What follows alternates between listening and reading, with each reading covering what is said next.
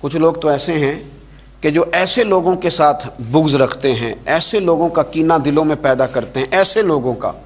کہ جن کا کینہ دلوں میں رکھنے سے نہ صرف یہ کہ دل زانگلود ہو جاتا ہے، بلکہ میں کہتا ہوں کہ سوچیں تباہ ہو جاتی ہیں۔ میرے نبی کریم علیہ الصلوۃ والسلام نے فرمایا، اور بڑے خوبصورت انداز میں حضور نے ارشاد فرمایا، سنن ترمذی میں حدیث ہے، نبی پاک علیہ الصلوۃ والسلام نے فرمایا کہ میرے، یہ لفظ دیکھنا، ان پر غور کرنا، حضور نے فرمایا میرے صحابہ کے بارے میں اللہ سے ڈرنا، خدا کا خوف کرنا، میرے بعد انہیں نشانہ نہ بنانے لگنا۔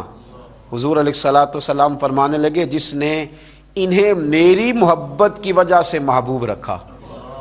میری وجہ سے محبوب رکھا، اس نے صحابہ کو نہیں، اس نے مجھے محبوب رکھا۔ اور فرمایا جس شخص نے انہیں تکلیف دی اس نے مجھے تکلیف دی، جس نے انہیں اذیت دی اس نے مجھے اذیت دی۔ تو میرے محبوب علیہ السلام فرمانے لگے جس نے مجھے اذیت دی پر اس نے میرے اللہ کو اذیت دی۔ میرے صحابہ کے بارے میں اللہ سے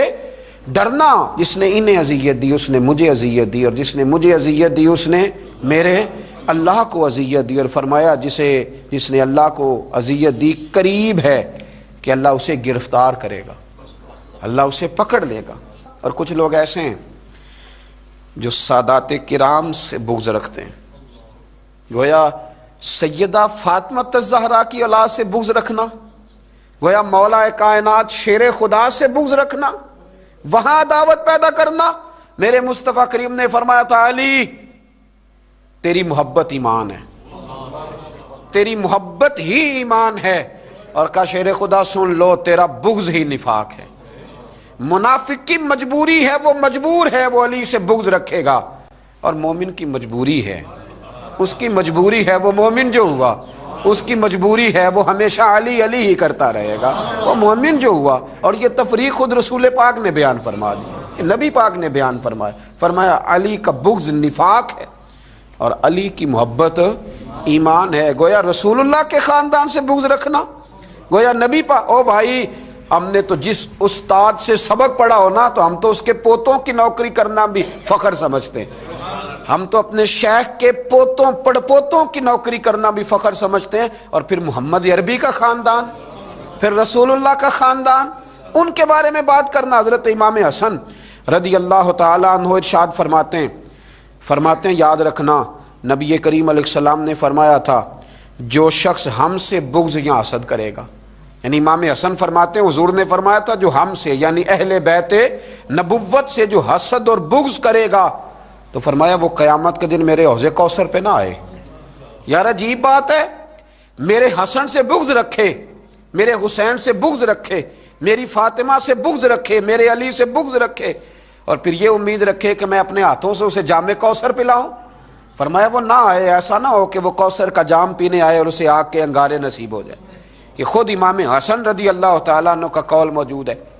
گویا رسول اللہ صلی اللہ تعالیٰ علیہ وسلم کے خاندان سے بغض رکھنا، اہل بیت نبوت سے بغض رکھنا، اور مستدرک میں تو جو حدیث ہے وہ بڑی عجیب ہے، بڑی عجیب ہے۔ نبی کریم علیہ السلام نے فرمایا سن لینا، اور یہ جو حدیث ہے نا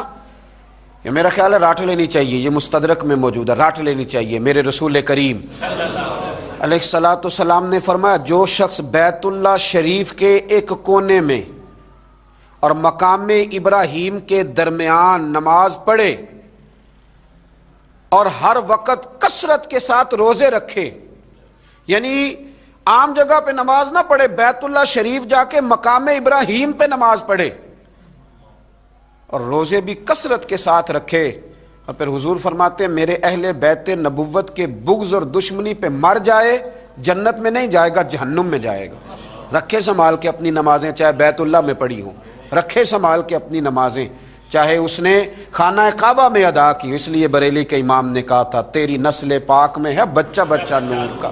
اور تو ہے عین نور تیرا سب گھرانہ نور کا۔ ان سے پیار کرے۔ رسول اللہ کے خاندان، ایک کسی شاعر نے ایک جملہ کہا، اس نے بڑا ہی شاندار کہا، اس نے کہا عظمت آل نبی بھول نہ جانا لوگو، دیکھنا غیر کی باتوں میں نہ آنا لوگو، عظمت آل نبی بھول نہ جانا لوگو، صحابہ سے، اہل بیت سے۔ اور پھر نبی پاک صلی اللہ علیہ وسلم نے فرمایا عرب کے لوگوں سے بھی بغض نہ رکھنا، ترمذی میں حضور صلی اللہ تعالیٰ علیہ وسلم نے فرمایا، گویا حضور فرما رہے ہیں میں بھی تو عربی ہوں نا، میری برادری سے، میرے قبیلے سے، میرے علاقے والوں سے بغض نہ رکھنا۔ حضور صلی اللہ تعالیٰ علیہ وسلم فرمانے لگے، جس نے اہل عرب سے بغض اور کدورت رکھی وہ میری شفاعت میں داخل نہیں ہوگا، میں اس کی سفارش نہیں کروں گا قیامت کے دن۔ جس نے اہل عرب سے بغض رکھا، دیکھیں نا، وہ تو میرے رسول اللہ کا قبیلہ ہے، وہ تو نبی پاک صلی اللہ تعالیٰ علیہ وسلم کا اہل عرب سے کبھی بھی بغض نہ رکھے، کبھی بھی۔ اور فرمایا اس لیے نہ ان سے بغض رکھو، اس لیے نہ بغض رکھو، فرمایا اس لیے نہ بغض رکھو کہ میں بھی عربی ہوں،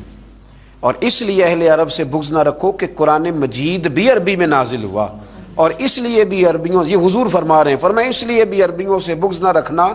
کہ جنت میں جب تم جاؤ گے تو اہل جنت کی زبان بھی عربی ہوگی، تو لہٰذا ان سے بغض نہ رکھو، ان سے کبھی بھی عداوت نہ رکھو، اہل عرب کے ساتھ ان کے ساتھ پیار کرو، اس لیے کہ یہ نبی کریم علیہ السلام کی قوم، ان سے محبت کرو۔ پھر تھوڑا آگے بڑھیں، اس میں کوئی شک نہیں کہ بہت سارے لوگوں میں بڑی خوفناک غلطیاں ہیں،